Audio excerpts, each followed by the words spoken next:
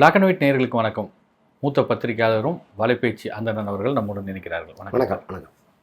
அஜித் இப்போ அடுத்த படப்பிடிப்பு அப்படின்றது வந்து நெக்ஸ்ட் இயர் அப்படின்ற மாதிரி ஷூட்டிங் சொல்லியிருக்காங்க. ஆனால் இன் பிட்வீன் இதில் இந்த கார் ரேஸில் ரொம்ப தீவிரமாக இறங்க போகிறாரு அப்படின்னு சொல்லிட்டு இருந்தாங்க. இந்த கட்டத்தில் தன்னுடைய ரோல் மாடல் அப்படின்னு அவர் கொண்டாடிட்டு இருக்கிற ஒரு நபரை அவருடைய உருவச்சிலைக்கு முன்னாடி மரியாதை செலுத்தி அஜித் செய்திருக்கிறார்.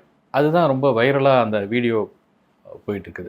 அவர் ரோல் மாடலாக அவர் நினைத்து கொண்டிருக்கிறது நபரையும் அந்த கார் ரேஸ் மேலே இருக்கக்கூடிய ஒரு பற்றுதலையும் அவர் வெளிப்படுத்தியிருக்கிறாரா? அதான் இந்த பிரேசில் வீரர் சென்னா அவருடைய நினைவிடத்துக்கு போய் அஞ்சலிலாம் செலுத்திட்டு அதை ஒரு வீடியோவாக வெளியிட்டிருக்காங்க. யார் யார் எதை விரும்புகிறார்களோ, எதை பக்தி மார்க்கமாக கடைபிடிக்கிறார்களோ அதை நோக்கி போகிறாங்க. இப்போ ஒன்றும் இல்லை, இப்போ மிஷ்கினை பார்த்தீங்கன்னா எல்லா மேடையிலையும் வந்து அகிர குரோசாவா சொல்லாமல் இருக்கவே மாட்டார்.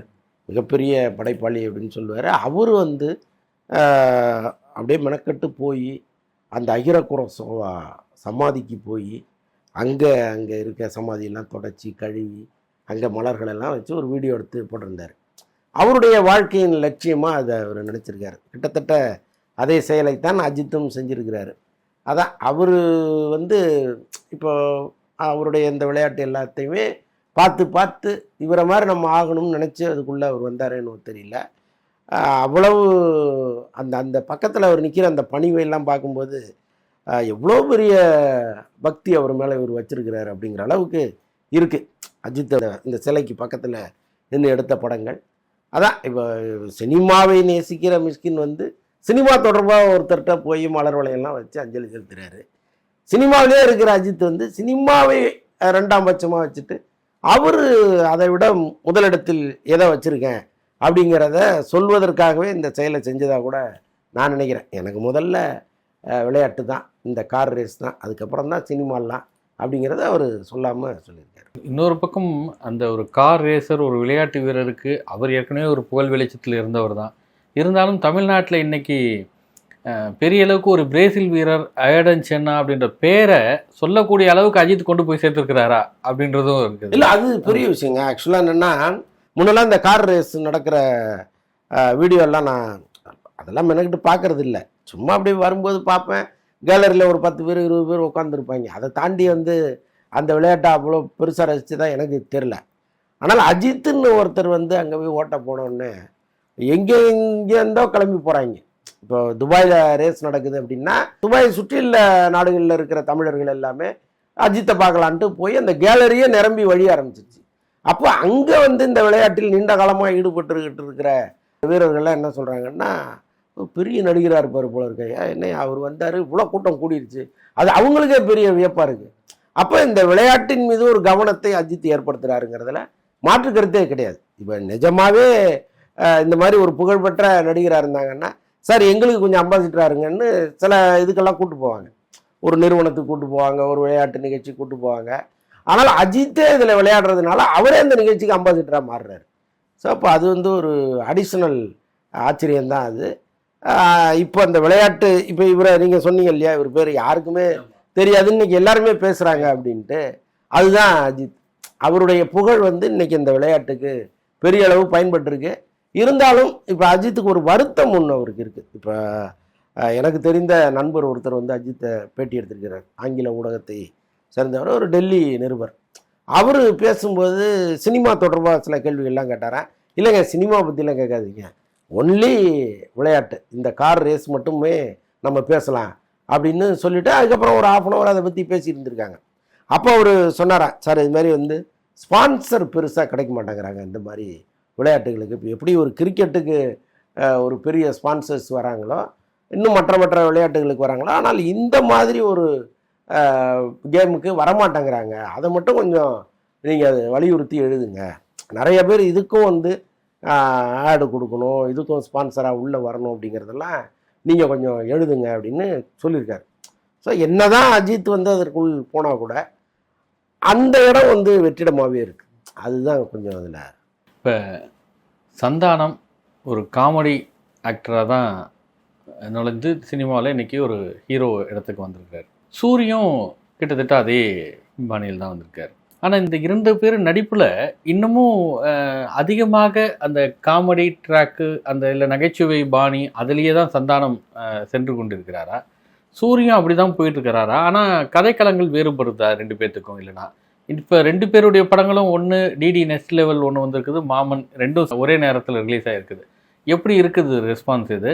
சூரியோட நடிப்பில் ஏதாவது வித்தியாசம், இல்லை சந்தானத்து நடிப்பில் வித்தியாசம் அப்படின்னு எப்படி நம்ம பார்க்குறது? இல்லை, ஆக்சுவலாக சந்தானத்தை பொறுத்த அளவுக்கு ஒரு நடுவில் வந்து ஒரு ஒரு கமர்ஷியல் ஹீரோவாக மாறணும். ஒரு வழக்கமாக இப்போ சிவகார்த்திகேயன், தனுஷ், சிம்பு மாதிரி நாமளும் வரணும்னு நினச்சி தான் அவர் முழுக்க காமெடியெலாம் விட்டுட்டு இந்த பக்கம் வந்தார். பட் ஒர்க் அவுட் ஆகலை. அவரை வந்து மக்கள் காமெடியனாக தான் பார்க்குறாங்க. அது ரொம்ப மனசுக்குள்ளே போய் அப்படி தான் பதிஞ்சிருக்கார் அவர். அவரால் வந்து இன்னொரு டைமென்ஷன் எடுத்து போகவே முடியல. ஆனால் சூரிக்கு அப்படி கிடையாது. சூரி வந்து சில காலம் இங்கே காமெடி பண்ணியிருந்தா கூட விடுதலைங்கிற ஒரு படம் வந்து அவருக்குள் இருக்கிற இன்னொரு சூரிய காமிச்சிருச்சு. அதை மக்கள் ரசிச்சுட்டாங்க. அதுக்கப்புறம் அவரால் என்ன வேணாலும் பண்ண முடியுங்கிற ஒரு டைமென்ஷனை சூரி எடுத்துட்டார். இப்போ அண்மையில் வந்து ஒரு நிகழ்ச்சியில் இந்த மாமன் படம் தொடர்பான ஒரு நிகழ்ச்சியில் பேசின ஒரு பெரிய இயக்குனர் வந்து சூரியை எவ்வளோ வேணாலும் நீங்கள் வச்சு செய்யலாம், அவரை எல்லாத்துக்கும் அவர் தயாராக இருப்பார், அவருடைய ஃபிசிக் அப்படி இருக்குது அப்படின்னு சொன்னார். என்னென்னா இப்போ அவர் திடீர்னு கீழே விழலாம், மேலேருந்து கீழே விழலாம், ஒரு 50 பேர் சேர்ந்து அவர் அடித்தா கூட தாங்குற அளவுக்கான ஒரு பாடி ஹெல்த்தையும் அவர் வச்சுருக்காரு. இப்போ சந்தானத்தை நீங்கள் பார்த்தீங்கன்னா ஒரு ஆக்ஷன் ஹீரோவுக்கான மெட்டீரியல் கிடையாது. நாளைக்கு சூரியை வச்சு ஒரு ஆக்ஷன் படம் நீங்கள் எடுத்துடலாம். ஸோ அந்த அளவுக்கு இவர் வந்து உடல் அமைப்பும் சரி, முக அமைப்பும் சரி, டோட்டலாகவே மாறிட்டார். நடிப்பும் வந்து வேற ஒரு திசையை எடுத்து போயிட்டார் அவர். இப்போ ஒருத்தர் வந்து ஒரு காமெடியன் ஒரு ஹீரோவாக மாறுறாரு, ஒரு படம் ஒர்க் அவுட் ஆகும், அதுக்கப்புறம் 2வது படம் ஒர்க் அவுட் ஆகணும்னா நீங்கள் தலைகீழ தண்ணி குடிக்கணும். ஆனால் சூரி ரொம்ப கிளவராக 2வது படத்தினுடைய கதை, அதை விடுதலைக்கு அப்புறம் வர்ற படத்தினுடைய கதையை அவ்வளவு அழகாக அவர் தேர்ந்தெடுத்தார். கருடன் ஒரு படம் அப்படி வந்து அது ஒரு ஒரு டைமென்ஷன் அவர்கிட்ட இருக்கும். அப்படி ஒரு நடிப்பை கொடுத்துருப்பாரு. ஜனங்க அதை ஏற்றுக்கிட்டாங்க. அதுக்கப்புறம் அப்படியே வேறு மாதிரி நான் ஒரு படம் பண்ணுறேன்னு தான் இந்த மாமனை பண்ணியிருக்காரு. ஆக்சுவலாக இது தொடர்பாக விமர்சன ரீதியாக நிறைய கருத்துக்கள் நமக்கு உண்டு. அந்த படம் வந்து இன்னும் சுவாரஸ்யமாக எடுத்திருக்கலாம், சென்டிமெண்ட்டை ஓவராக புழிகிறாங்க அப்படிங்கிற எண்ணமெல்லாம் நமக்கு இருக்குது. இருந்தாலும் சூரியனுடைய நடிப்பை மட்டும் நீங்கள் பார்த்தீங்கன்னா இதுக்கு முந்தைய படங்களில் பார்த்த சூரியே கிடையாது. டோட்டலாக வேறு மாதிரி ஒரு நடிப்பை கொடுத்துருக்கிறாரு. அது ஒரு பெரிய துணிச்சல். அதை மக்களும் வந்து அங்கங்கே கொஞ்சம் எடுத்துக்கிட்டாங்க. இப்போ இந்த படம் ஒரேடியாக தோல்வி படமானா கிடையாது. ஏதோ அங்கங்கே வந்து இந்த படம் ஓடுது. ஒரு 40-50க்கு மேற்பட்டவர்கள், அந்த வயதுக்கு மேற்பட்டவர்கள் இந்த படத்தை ரசிக்கிறாங்க. அப்போ ஓடிடியில் இன்னும் பெரிய ஹிட் அடிக்குங்கிற மாதிரிலாம் பேசுகிறாங்க. கூடவே வந்த சந்தானத்தினுடைய படம் வந்து படுதோல்வி படமாக மாறி இருக்கு. அப்போ என்னென்னா சூரி எப்படி நடித்தாலும் நாங்கள் பார்த்துப்போம், ஏன்னா அதுக்கேற்ற ஒரு கதையோடு அவர் வந்துடுறாரு. ஆனால் நீங்கள் எப்படி வரீங்களாங்கிற கேள்வியை மக்கள் சந்தானத்தை நோக்கி எழுப்புகிறாங்க. உள்ளபடியே எனக்கு வந்து இந்த முடிவு பெரிய ஆச்சரியத்தை கொடுத்துச்சு. ஏன்னா சந்தானம் வந்து எப்படி வடிவேலு திரும்ப வரும்பொழுது நமக்கு ஒரு எப்படியாவது இந்த படத்தில் வடிவேல் ஜெயிச்சிருவாருங்கிற ஒரு எண்ணம் இருந்துச்சோ, அதுமாதிரி சந்தானம் ஒவ்வொரு முறையும் வரும்போதும் நம்மளை இந்த படத்தில் ரொம்ப சிரிக்க வைப்பார். நம்முடைய ஸ்ட்ரெஸ் எல்லாம் காலியாயிரும். சந்தானம் படம்ங்கிறது வந்து ஒரு ஸ்ட்ரெஸ்ஸுக்கான மருந்து அப்படிங்கிற ஒரு பார்வையோடு தான் ஒவ்வொரு முறையும் உள்ளே போகிறோம். ஆனால் சந்தானம் வந்து அது கண்டினியூவாக நம்மளை சிரிக்க வைக்கிறாருன்னா இல்லை, எங்கேயோ ஒரு இடத்துல சொதப்பிடுறாரு. ஆக்சுவலாக டிடி ரிட்டர்ன்ஸ் வந்து பயங்கரமாக ஓடிச்சு. நீங்கள் 2.5 மணி நேரமும் சிரிச்சுட்டே இருக்கணும். அப்படி ஒரு படம், எல்லா தரப்பும் சிரிக்கிற மாதிரி, சின்ன பையன்லேருந்து 70 வயசு பெரியவர் வரைக்கும் சிரிக்கிற அளவுக்கு ஒரு படத்தை எடுத்து பேக்கடாக அனுப்பிச்சி விட்டார். அடுத்த படம் நல்லா வரணும்ல, அதில் பாதியாவது வரணும், அல்லது ஒரு கால்வாசியாவது வரணும்ல, சம்மந்தமே இல்லாமல் ஒரு படத்தை கொடுத்துட்டாங்க. ஸோ அது வந்து யாராலையுமே ஏற்றுக்க முடியல. படம் அது ஃபெயிலியரு. இது கொஞ்சம் பரவாயில்லாமல் ஓடிக்கிட்டு இருக்கு. இப்போ சூரி இதெல்லாம் தாண்டி இந்த படத்தோட வெற்றிக்காக அவருடைய ரசிகர்கள், ஆதரவாளர்கள் அப்படின்றவங்களாம் மன்சோறு சாப்பிட்றதுல கூட அவங்க கண்டிச்சிருக்கிறாரு. அப்படின்னும் போது சூரி இன்னொரு டைமென்ஷனில் தெரிகிறாரா? ஆமாம், அது உடனடியாக கண்டித்ததுங்கிறது தான் நம்ம இங்கே முக்கியமான விஷயமா பார்க்க வேண்டியது இருக்குது. ஆக்சுவலாக இப்படி சம்பவங்கள் நடக்கும், ஹீரோ காதுக்கு போவோம், 4 நாள் கழித்து ஒரு கருத்து சொல்லுவார். அது நீங்கள் பார்த்துருப்பீங்க. அதுக்குள்ளே அந்த சம்பவம்லாம் நடந்து அது பக்கத்து ஊருக்கு பரவி எல்லா ஊர்லேயும் இந்த மாதிரி ஒரு கலாட்டா பண்ணி முடிச்சிருப்பாங்க. ஒரு 5 நாள் கழித்து வெளியில் வந்து இப்படிலாம் செஞ்சால் தவறு இல்லையா, அப்படிலாம் செய்யலாமாம்பார். அப்போ செய்ய சொன்னதே அவர் தாங்கிறத நம்மளால் புரிஞ்சுக்க முடியும். பட் இந்த விஷயத்தில் அந்த சம்பவம் நடந்து கிட்டத்தட்ட 1 மணி நேரத்தில் சூரியகிட்டேருந்து ஒரு மறுப்பு வந்துருச்சு. இந்த மாதிரி வந்து பைத்தியகாரத்தனமான வேலையை செய்யாதீங்க, படம் நல்லா இருந்தால் ஓடும், இந்த மாதிரி வேலை செஞ்சால் ஒரு படம் ஓடும்லாம் நினைக்காதீங்க அப்படின்னு ரொம்ப அழகாக சொல்லியிருக்காரு. அந்த வகையில் நம்ம சூர்யா பாராட்டலாம். இப்போ ஆகாஷ் பாஸ்கரன் தயாரிப்பாளர் ரைடெல்லாம் அவர் வீட்டில் நடந்திருக்குது. இதை தொடர்பாக அவர் படம் ப்ரொடியூஸ் பண்ணிட்டும் இருக்கிறாரு. ஸோ இப்போ ஒரு சிவகார்த்திகேயன் படம், சிம்பு படம், தனுஷ் படம் அப்படின்லாம் இருக்குது. இப்போ இவங்களுக்கெல்லாமும் சம்மன் போகும் அப்படின்னு ஊடகத்து செய்திகள்லாம் வந்துகிட்டு இருக்குது. இது இடி ரைடு, அவருக்கு அரசியல் தொடர்பு, ப்ரொடியூசருக்கு வேற. நடிகர்கள் இதில் பணம் வாங்கியிருக்கிறதுக்கு இதுக்கும் என்ன சம்மந்தம் இருக்குன்னு இதில் கொஞ்சம் நடிப்புத்துறையில் பெரிய சிக்கல் இருக்குதா? யார் தயாரிப்பாளர் கிடைக்கிறதே கஷ்டமாக இருக்கும், இல்லை தயாரிப்பாளர் கிடைச்சா இந்த மாதிரி சிக்கலையும் ஃபேஸ் பண்ண வேண்டியது காலகட்டத்தில் மாட்டிக்கிறாங்களா? இல்லை, அது கட்டாயமாக அந்த விசாரணை நிச்சயமாக நடக்கும். ஏன்னா இப்போ அமீர் ஜாபர் சாதிக் பிரச்சனையை நம்ம பார்த்தோம். ஜாபர் சாதிக்குன்னு ஒருத்தரை பிடிக்கிறாங்க. அவர் யாருக்கெல்லாம் இங்கே வந்து கடன் கொடுத்தாரோ, ஏன்னா நடுவில் வந்து ஃபைனான்ஸும் பண்ணிட்டு இருந்தார் அவர், அவங்க எல்லாருமே விசாரணை வளையத்துக்குள்ளே கொண்டு வந்தாங்க. கொண்டு வந்து எவ்வளோ வாங்கினீங்க, எவ்வளோ திருப்பி கொடுத்தீங்க, எவ்வளோ வட்டி வாங்கினீங்க, இவ்வளவும் வந்து விசாரணை செஞ்சாங்க. அதில் வந்து நிறைய தயாரிப்பாளர்கள் போயிட்டு வந்தாங்க விசாரணைக்கு. ஸோ அது வந்து நடக்கும். இது வந்து சரியா தவறான்னு நமக்கு சொல்ல தெரியல. ஏன்னா இப்போ ஒரு நடிகர் ஒரு படத்தில் கமிட் ஆகிறாருன்னா, இவர் இந்த பணத்தை திருடிட்டு வந்தாரா, யாரையாவது ஏமாற்றிட்டு வந்தாரா அப்படின்லாம் அவங்க பார்க்க மாட்டாங்க. கதை நல்லா இருக்கா, இந்த நிறுவனம் இந்த படத்தை எடுத்து முடிச்சிருமா, முடிக்கிற அளவுக்கு உங்கள்கிட்ட பண வசதி இருக்காங்கிறத பார்ப்பாங்க. இப்போ அது எப்படி தெரியும் ஒருத்தட்ட பணம் இருக்கா இல்லையாங்கிறது எப்படி தெரியும் அப்படின்னா, நீங்கள் ஒரு ஆஃபீஸுக்கு போனீங்கன்னா அந்த செட்டப்பே நமக்கு சொல்லும். ஆஃபீஸ் ரொம்ப கிராண்டியராக இருக்கும், ரொம்ப மெயினான இடத்துல ஆஃபீஸ் போட்டிருப்பாங்க. திருவல்லிக்கேணி முட்டு சந்தில் இருக்கிற ஆஃபீஸுக்கும் போயஸ் கார்டனில் இருக்கிற ஆஃபீஸுக்கும் வித்தியாசம் இருக்குது. வாடகையே வந்து 10 மடங்கு ஜாஸ்தியாக இருக்கும். அப்போ இப்படி ஒரு ஆஃபீஸ், ஒரு ஜென்யூனான ஆஃபீஸு, அவங்க வச்சுருக்கிற கார்கள், அவங்க வந்துட்டு போகிற அந்த தோரணைகள், இதெல்லாம் பார்த்துட்டு இவங்களால படத்தை எடுத்து முடிக்க முடியும் அப்படிங்கிற ஒரு நம்பிக்கைக்கு வருவாங்க. அப்புறம் விசாரிப்பாங்க, இவங்க படத்தை எடுத்தால் ரிலீஸ் பண்ணுவாங்களா. அதுக்காக என்ன பண்ணுறது, ஒரு பெரிய தொகையை அட்வான்ஸாக கேட்பாங்க. இப்போ இதெல்லாம் இருக்குது. பட் ஆகாஷ் பாஸ்கரனை பொறுத்தளவுக்கு அவர் வந்து திமுக பேக்ரவுண்ட்லேருந்து வர்றவர், உதயநிதியோட படித்தவர், அன்பில் பொய்யாமொழிக்கு சொந்தக்காரன்லாம் ஒரு ஹீரோட்ட கட்டாயமாக சொல்லுவாங்கல்ல. இப்போ நமக்கு வேணால் சொல்லாமல் இருக்கலாம், ஆனால் ஒரு ஹீரோவை சந்திக்கும் போது தயாரிப்பாளர் வந்து இந்த பேக்ரவுண்ட்லேருந்து வராருன்னு சொல்லும்போது அவங்க வந்து உடனடியாக டேட்டு கொடுப்பாங்க. இப்போ இவரை பொறுத்தளவுக்கு வந்து ப்ராஃபிட் ஷேரில் நாங்கள் படம் பண்ணுறோங்கிற அளவுக்கு வந்திருக்காங்க. ப்ராஃபிட் ஷேர்னு ஒரு பக்கம் இருந்தால் கூட ஒரு அட்வான்ஸை வாங்காமல் முழுக்க முழுக்க ப்ராஃபிட் ஷேருக்கு யாரும் போக மாட்டாங்க. அப்போ ஏதோ ஒரு தொகை வந்து கைமாறி இருக்கும் இல்லையா. அப்போ இதெல்லாம் என்ன நடந்திருக்கு, எவ்வளோ நீங்கள் அட்வான்ஸ் வாங்கினீங்க, அதற்கான ஆதாரம் என்ன, பிளாக்கில் வாங்கினீங்களா, ஒயிட்டில் வாங்கினீங்களா, பிளாக்கில் வாங்கினா அது சட்டப்படி தவறு. ஸோ இவ்வளோ விஷயங்களையும் ஈடி கூப்பிட்டு பேசும்ல சார். இங்கே ஒரு முணுமுணுப்பு இருக்குது சார். ஒரு தயாரிப்பாளர் யார் என்னன்னு நாங்கள் விசாரிக்க முடியாது, படம் எடுப்பாரான்னு தெரிஞ்சுட்டு நாங்கள் பணம் வாங்குவோம், அவர் வந்து குற்ற பின்னணி உள்ளவராக இருந்து அதுக்கு நாங்கள் என்ன செய்ய முடியும் அப்படின்லாம் இங்கே முணுமுணுப்புகள் இருக்குது. அது கட்டாயமாக இந்த முறையும் நடக்கும். இப்போ சிவகார்த்திகேயனை நாளைக்கு இடி ரைடு கூப்பிட்டீங்க, தனுஷை கூப்பிட்டீங்கன்னா அவங்களுக்கு அந்த வருத்தம் இருக்கும்ல. ஒருத்தர் படம் எடுக்க வராரு, நாங்கள் வாங்குகிற சம்பளத்தை கொடுக்குற அளவுக்கு கெப்பாசிட்டி இருக்கும்போது நாங்கள் பண்ணிட்டோம், அவர் யார் என்னன்னா நாங்கள் எப்படிங்க விசாரிக்க முடியும்னு சொல்லுவாங்க. ஸோ இதெல்லாம் நடக்கும். பட்டு என்ன நடக்க போகுது தெரியல. இப்போ இதில் இந்த சிக்கலில் அந்த படமும் அப்படியே நிற்கும், வேறு படங்களில் அவங்க கமிட் ஆனாலும் அந்த நேரத்தில் சம்மன் அனுப்பி ஆஜராகுங்கன்னு போகும்போது அந்த வேலையும் தடைப்படும். அதுவும் சிக்கல் தான் கட்டாயமாக இருக்கும். இப்போ இந்த படமே வந்து 3 படம் இப்போ கிட்டத்தட்ட முடிகிற தருவாயில் இருக்கிற 3 படம். இப்போ அதில் இட்லி கடை வந்து ஆல்மோஸ்ட் முடிஞ்சிருச்சு. அதில் இன்னும் பேட்ச் ஒர்க்கு தான் ஏதோ ஒன்று ஒரு 2-3 நாளைக்கு இருக்குன்னாங்க. பாக்கி எல்லாமே முடிச்சிட்டாங்க. அவர் எடிட்டிங் வேலைக்கு போயிட்டார் தனுஷ்.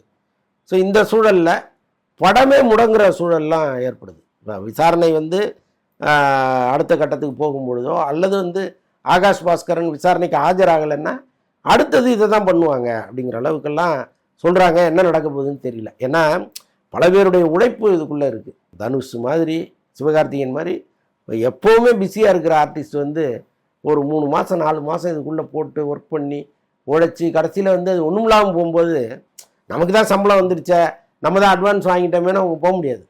ஸோ அந்த வருத்தம்லாம் இருக்கும்ல. சோஷியல் மீடியாவில் ஒரு 2-3 நாளாக பெரிய பரபரப்பு வந்து விஷால் தன்சிகாவுடைய திருமணம். இப்போ இந்த காதல் எப்படி வந்துச்சு அவங்களுக்குள்ள அப்படின்றதுக்கு டி ராஜேந்தர் தான் காரணம் அப்படின்லாம் சொல்கிறாங்க. அதாவது ஒரு விழித்திருன்னு திரைப்படம் அந்த நிகழ்ச்சியில் பேசும்போது சாய் தன்சிகா டி ராஜேந்தர் பேர் மேடையில் உட்காந்துருக்கிறாரு, அவர் பேரை சொல்லலை. அதை டி ராஜேந்தர் குறிப்பிடுறார், இது மேடை நாகரிகமான்னு சொல்லி பேசுகிறாரு. அதற்கு விஷால் ஆதரவாக அறிக்கை விட்டார். அதுதான் இந்த காதலுக்கான காரணம், இந்த இடம் தான் அப்படின்றாங்க. அப்போ டி ராஜேந்திரனா இவங்க 2 பேர் காதலுக்கான படங்களில் மட்டும்தான் அவர் காதலை வளர்த்து வைப்பாருன்னு பார்த்தாக்க நிஜத்துலையும் வளர்த்து வச்சிருக்கிறாரா? உள்ளபடியே பல பேருடைய காதலுக்கு டிஆர் வந்து காரணமாக இருந்திருக்காரு. அந்த காலத்தில் அவருடைய படங்கள்லாம் வரும்போது காதலிக்க கூடாதுன்னு நினைக்கிறவங்களும் காதலிச்சா என்னங்கிற எண்ணத்தை எல்லாம் ஏற்படுத்திய படங்கள் அதெல்லாம். அந்த நீங்கள் சொன்ன மாதிரி இந்த விழித்திரு பட நேரத்தில் அப்படி ஒரு சம்பவம் நடந்துச்சு.